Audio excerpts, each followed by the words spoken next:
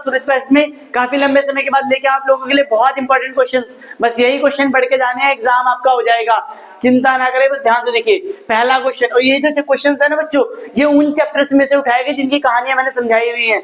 फिर भी मैं आपको आंसर एक्सप्लेन करूंगा दो तरीके से, पहला जब आपको आंसर आता हो, दूसरा जब आपको आंसर ना आता हो तब भी बनाने का तरीका दूंगा, ठीक है। ध्यान से देखेंगे, पहला क्वेश्चन पढ़ते चलिए।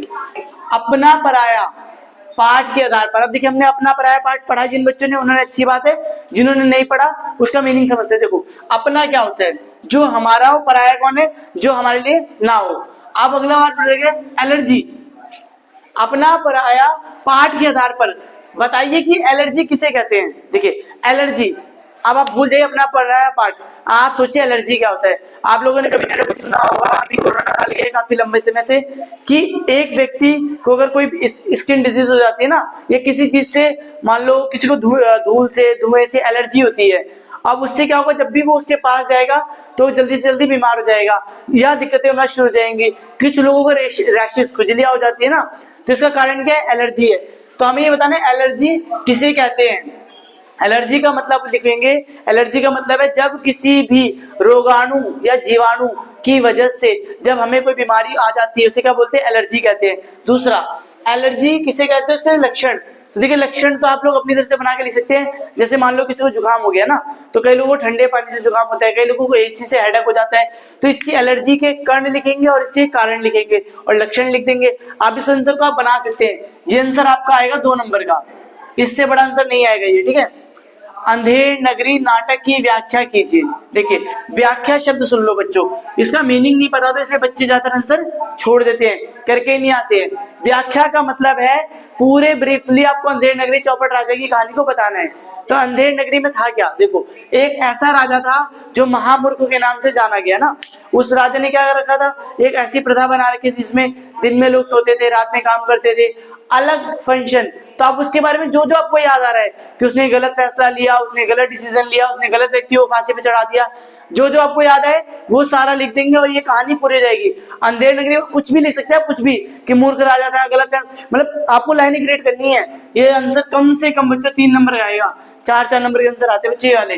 प्राचीन काल में नाखून बढ़ना उचित था, इसका मतलब क्या, देखो मैंने आपको पढ़ाया भी था प्राचीन काल में नाखून, मतलब नाखून तभी बढ़ते हैं, पहले ही बढ़ते थे, पर पहले के जमाने के लोगों के पास क्या थे, हथियार के रूप में किसका प्रयोग करते थे, नाखून का, अपने बचाव के लिए नाखून का प्रयोग करते थे।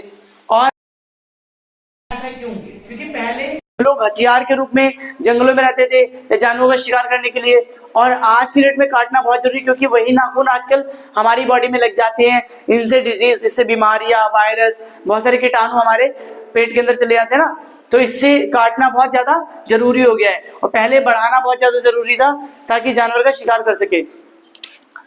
भारत की ये बहादुर बेटियां, पाठ के आधार पर बताना है। भारत की बहादुर बेटियां का मतलब क्या है, देखो भारत की बहादुर बेटियां, मैंने आपको 2 लड़कियों के बारे में पढ़ाया था, पहले बताओ कौन कौन सी, बचेंद्री पाल, कल्पना चावला। बचेंद्री पाल कहाँ पे थी, पर्वतरोहण, मतलब पर्वत पहाड़ों पे चढ़ने वाली पहली महिला बनी। दूसरा कल्पना चावला चंद्रयान सफल करने वाली पहली महिला बनी। अब दोनों के पाठ के आधार पर बेटियों की भूमिका बतानी है, ठीक है, पाठ के आधार पर, हाँ बेटियों की हम लिख लेंगे यहाँ पर क्या बतानी, बेटियों की।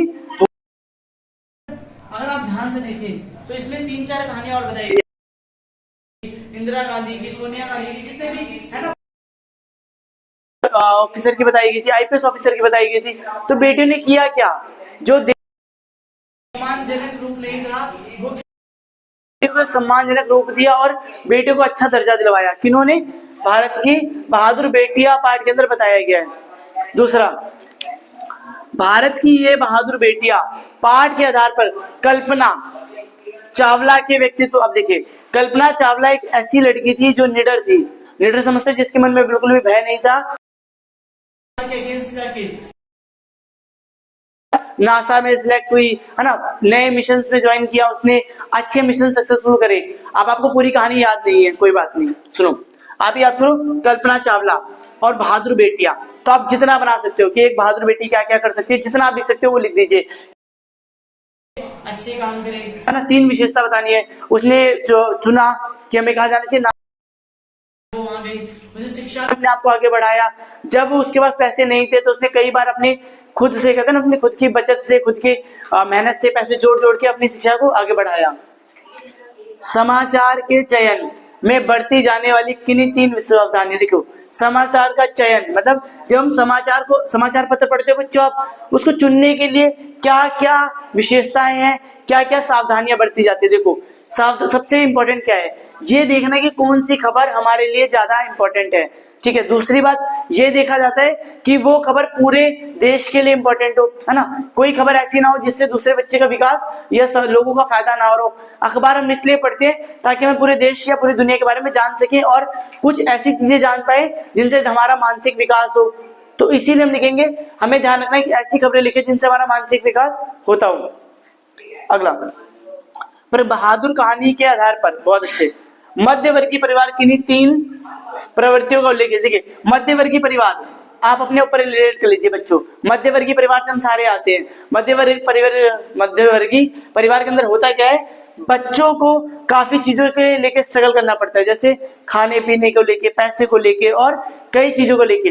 लेकिन माता पिता पूरी कोशिश करते हैं और यही इसकी माता भी करती और अच्छी शिक्षा ना मिल ले पाया और किसी और के घर पे क्या करा, मजदूरों की तरह काम करना पड़ा। अगला टॉपिक, निबंध उल्लेखन। अगर आपने ये कर लिया तो आपको 6 नंबर तो यहीं से पक्के हैं। निबंध लेखन देखिए, सब पढ़े, समाचार पत्र और मोबाइल फोन, कौन सा लिखना पसंद करेंगे? तो 99% बच्चे क्या चुनेंगे? Mobile phone. और मैं भी मोबाइल फोन ही चुनता बच्चों, क्योंकि मोबाइल फोन के ऊपर लाभ और हानियां लिखनी है। पहले आप लिखिए मोबाइल फोन है क्या, बच्चे सीधा लाभ और हानियां लिखने लग जाते हैं, गलत है। पहले आप उसकी प्रस्तावना लिखेंगे। मोबाइल फोन एक ऐसा इलेक्ट्रॉनिक माध्यम की तरह प्रयोग किया जाने वाला क्या है, यंत्र है जिससे हम अपने काम को आसान करते हैं, जो हमारे बहुत सारे कामों में मदद आता है। अब यहाँ से लाभ लिखो, इसके 6 से 7 पॉइंट में। पहला लाभ लिख दे, जैसे मान लो आपने लिखा कॉल करने में मदद मिलता है ना, या मान लो बातचीत करने में माध्यम बनता है। तो ये लिखने का जैसे एक्सप्लेन करेंगे बड़े लंबे तरीके में। जैसे पहले जमाने में लोग एक दूसरे से बात नहीं कर पाते थे, मिलना बड़ा मुश्किल था, लेकिन आज की डेट में क्या है, वीडियो कॉल है, इसके थ्रू एक दूसरे से जुड़ गए हैं, बातचीत अच्छे से हो पाती है, मैसेज तुरंत पहुंच जाते हैं और काफी युद्ध, काफी लड़ाइयाँ, काफी चीजें कम हो गई हैं और काफी खर्चा कम हो गया लोगों का आने जाने का। हानियां, बच्चे फोन चलाते रहते सारा दिन, बच्चे डिस्ट्रैक्ट हो गए, हमारा मन जो शांत नहीं रहता है। फोन की वजह से बहुत सारी तरह की बीमारियां आती है, आंखों को लेके, सर को लेके, सर दर्द बढ़ गया है। तो ऐसे करके आप निबंध लिख सकते हैं। उसके बाद भी बच्चे फेल हो रहे हैं, क्यों? क्योंकि वो बच्चे पेपर अटेम्प्ट नहीं करते। बच्चों, पेपर पूरा अटेम्प्ट करना है और सबसे आसान है निबंध लेखन का ये जो तरीका है, आपने प्रस्तावना लिखी, निबंध लिख दिया, खत्म।